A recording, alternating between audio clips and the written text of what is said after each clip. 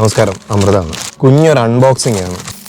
സാധാരണമായിട്ടൊരു phone വാങ്ങിച്ചു. അപ്പോൾ ഞാൻ നോക്കിയപ്പോൾ അണ്ടർ 10,000 ബക്സിന് ഇതൊരു വർത്ത് പ്രോഡക്റ്റ് ആയിട്ട് തോന്നി. അപ്പോൾ ഇത് വന്നിട്ട് റെഡ്മി 10 എന്ന് പറയുന്ന മോഡലാണ്. റെഡ്മി 10S ഞാൻ ഈ അടുത്തൊന്ന് വാങ്ങിച്ചായിരുന്നു. അപ്പോൾ അതും ഏതാണ്ടൊക്കെ ഇതുപോലുള്ളൊരു കോൺഫിഗറേഷനാണ്. പക്ഷേ എങ്കിലും ഇതിൻ്റെ പ്രൊസസ്സർ ഇതിൽ വന്നിട്ട് സ്നാപ്ഡ്രാഗണും അതിൽ വന്നിട്ട് മീഡിയടെക് ഹീലിയോ എന്ന് പറഞ്ഞൊരു പ്രൊസസ്സറാണ്.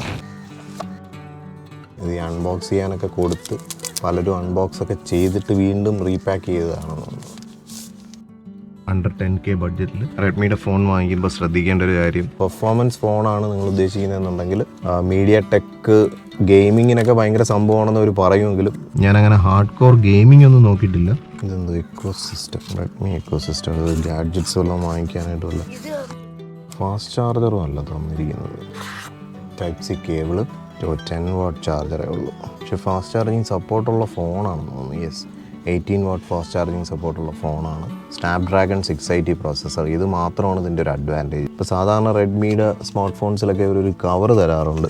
ഇതിനകത്ത് എന്തായാലും കവറൊന്നും ഇല്ല. അപ്പോൾ ഈ റെഡ്മിയുടെ 10S എന്ന് പറയുന്ന മോഡൽ, നേരത്തെ പറഞ്ഞ പോലെ മീഡിയടെക് പ്രോസസ്സറുള്ള 10S എന്ന് പറയുന്ന മോഡൽ, ആ എസ് എന്ന് കണ്ടിട്ട് തന്നെ എനിക്കൊരു അബദ്ധം പറ്റിയിട്ട് ഞാൻ കഴിഞ്ഞാണ് വാങ്ങിച്ചിരുന്നു. ഇതിൽ വന്നിട്ട് 50 മെഗാ പിക്സൽ ഷൂട്ടറൊക്കെ ഉണ്ടെന്നുള്ളതൊക്കെയാണ് എഴുതിയിരിക്കുന്നത്. എന്തായാലും കുറച്ച് വെയിറ്റ് ഒക്കെ കുറവുണ്ട്. 6000 mAh ബാറ്ററിയാണ്. ഈ സ്മാർട്ട് ഫോൺ വാങ്ങുമ്പോൾ പ്രത്യേകം ശ്രദ്ധിക്കേണ്ട ഒരു കാര്യം എന്ന് പറഞ്ഞാൽ, സ്മാർട്ട് ഫോൺ എന്ന് പറയുന്നത് ഇറ്റ്സ് എ മിനി കമ്പ്യൂട്ടർ നമുക്ക് പറയാം, അല്ലെങ്കിൽ ഇറ്റ്സ് എ മിനി ലാപ്ടോപ്പ് എന്നൊക്കെ നമുക്ക് പറയാം. കാരണം അതിനകത്ത് മൈക്രോ പ്രോസസ്സറും റാമും ഒരു കമ്പ്യൂട്ടറിനകത്തുള്ള പെരിഫറൽസ് എന്തൊക്കെ ഉണ്ടോ അതെല്ലാം ഒരു മിനിയേച്ചറായിട്ട് ഒരൊറ്റ ബോർഡിൽ ഒരു സിംഗിൾ യൂണിറ്റിൽ SOHC എന്നത് പറയും.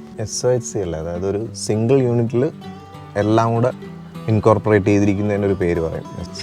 SOHC എന്ന് പറയുന്നത് single over head cam shaft. ഈ വണ്ടിയും സ്മാർട്ട് ഫോണുമായിട്ട് എനിക്ക് പലപ്പോഴും ഇപ്പോൾ തിരിഞ്ഞു പോകുന്നുണ്ട്. അതായത് ഞാൻ പറയാൻ വന്നത്, ഒരു കമ്പ്യൂട്ടറിനകത്ത് പല പല പെരിഫറൽസ് ആയിട്ട് വരുന്ന സാധനങ്ങളെല്ലാം ഇതിനകത്തൊരു സിംഗിൾ യൂണിറ്റ് ആയിട്ട് ഒരൊറ്റ ബോർഡിൽ ഇൻകോർപ്പറേറ്റ് ചെയ്യുന്നു. പിന്നെ അതിൽ വ്യത്യാസം വരുന്നത് ഈ പ്രൊസസ്സർ എന്ന് പറയുന്ന സാധനമാണ്. അപ്പോൾ ഈ ഒരു ഫോണിൻ്റെ ഒരു അഡ്വാൻറ്റേജ് എന്ന് പറഞ്ഞാൽ, ഞാൻ മനസ്സിലാക്കിയെടുത്തോളൂ, എന്തായാലും ഇത് യൂസ് ചെയ്ത് കഴിഞ്ഞാലേ നമുക്ക് ഇതിൻ്റെ ഒരു ജെന്യൂൻ ആയിട്ടുള്ളൊരു ഫീഡ്ബാക്ക് പറയാൻ പറ്റത്തുള്ളൂ. ഒരു മാസം യൂസ് ചെയ്തിട്ട് അച്ഛൻ്റെ ഒരു എക്സ്പീരിയൻസ് എന്താണെന്നുള്ള ഞാൻ ചോദിച്ച് മനസ്സിലാക്കിയിട്ട് ഷെയർ ചെയ്യാം. അപ്പോൾ ഞാൻ പറഞ്ഞു വന്നത്, നമ്മുടെ ആപ്പിളൊക്കെ പോലുള്ള ഒരു സ്റ്റേബിൾ പെർഫോമൻസ്, അത് കുറേ ആപ്പിളിൻ്റെ ആ ഒരു OSൻ്റെ ഒരു പ്രത്യേകതയാണ്. പക്ഷേ എങ്കിലും ഇതിനകത്ത് ആൻഡ്രോയിഡ് OSൽ വന്നിട്ട് കുറച്ചെങ്കിലും ആൻഡ്രോയിഡിൻ്റെ ഒരു നല്ല പെർഫോമൻസ്, നമുക്കൊരു പീക്ക് പെർഫോമൻസ് ട്യൂണപ്പ് ആയി കിട്ടണമെന്നുണ്ട്, അല്ലെങ്കിൽ ഒരു വെൽ സിൻക്രണൈസ്ഡ് ആയിട്ടുള്ള ഒരു പെർഫോമൻസ് എന്നൊക്കെ വേണമെങ്കിൽ പറയാം. അതെനിക്ക് തോന്നുന്നു സ്നാപ്ഡ്രാഗൺ പ്രോസസ്സറുള്ള ഫോണിന് ഒരു വലിയ അഡ്വാൻറ്റേജ് തന്നെയാണ്. ഇതെൻ്റെ ഒരു എക്സ്പീരിയൻസ് ആണ്. കാരണം ഞാൻ മീഡിയടെക് ഹീലിയോ വാങ്ങിച്ച് യൂസ് ചെയ്ത് നോക്കിയപ്പോഴത്തേക്ക് അതിൻ്റെ പെർഫോമൻസ് ഭയങ്കര ഡെഡാണ്. പ്രത്യേകിച്ച് അതൊരു ബഡ്ജറ്റ് ഫോണായിരുന്നു. ഞാൻ വാങ്ങുന്ന സമയത്ത് ഏതാണ്ട്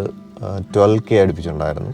പക്ഷേ അതിൻ്റെ ആ ഒരു 12K പ്രൈസ് വെച്ചിട്ട് ഏതാണ്ട് 1 ഇയർ ബാക്കാണ്, 1 ഇയർ അല്ല, ഏതാണ്ട് ഒരു 8 months ബാക്ക്. അപ്പോൾ അതിൻ്റെ ഒരു പെർഫോമൻസ് കണ്ടപ്പോഴാണ് എനിക്ക് ഈ ആൻഡ്രോയിഡ് ഫോൺസിനെ സംബന്ധിച്ചിടത്തോളം സ്നാപ്ഡ്രാഗൺ പ്രോസസ്സറാണ് ഒരു പെർഫോമൻസ് ഗ്രേഡിൽ നമുക്ക് യൂസ് ചെയ്യാൻ പറ്റുന്നത്. അപ്പോൾ ഞാനിപ്പോൾ കുറച്ച് നാളായിട്ടൊരു ആപ്പിൾ യൂസറാണ്. ഇത് ഫസ്റ്റ് ജെൻ SE ആണ്. ഇതിൻ്റെ ഒരു റിവ്യൂ 2023 ഒരു റിവ്യൂ ഞാൻ ചെയ്തിട്ടുണ്ട്. ആ ഒരു വീഡിയോ നിങ്ങൾക്ക് കാണണമെന്നുണ്ടെങ്കിൽ ഈ ഒരു ഐ ബട്ടൺ ക്ലിക്ക് ചെയ്ത് കാണാം. അപ്പോൾ എൻ്റെ ഇതുവരെയുള്ള ഒരു യൂസർ എക്സ്പീരിയൻസ് വെച്ചിട്ട് ആപ്പിൾ വേഴ്സസ് ആൻഡ്രോയിഡ്, ഇതിൽ രണ്ടിലും ഏതാണ് എനിക്ക് പെർഫോമൻസ് ആയിരുന്നാലും യൂസർ ഫ്രണ്ട്ലിനെസ് വെച്ച് നോക്കിയാലും ഇതെല്ലാം കൂടെ ഒരു ഓവറോൾ വിലയിരുത്തുമ്പോഴത്തേക്ക് വിച്ച് വൺ ഈസ് ബെസ്റ്റ് എന്നുള്ളത് നമുക്ക് അടുത്തൊരു വീഡിയോയിൽ ഡിസ്കസ് ചെയ്യാം. അല്ലെങ്കിൽ ഒരു ബ്ലിസ്ഫുൾ സ്റ്റോറി ആയിട്ട് നമുക്ക് വീണ്ടും കാണാം.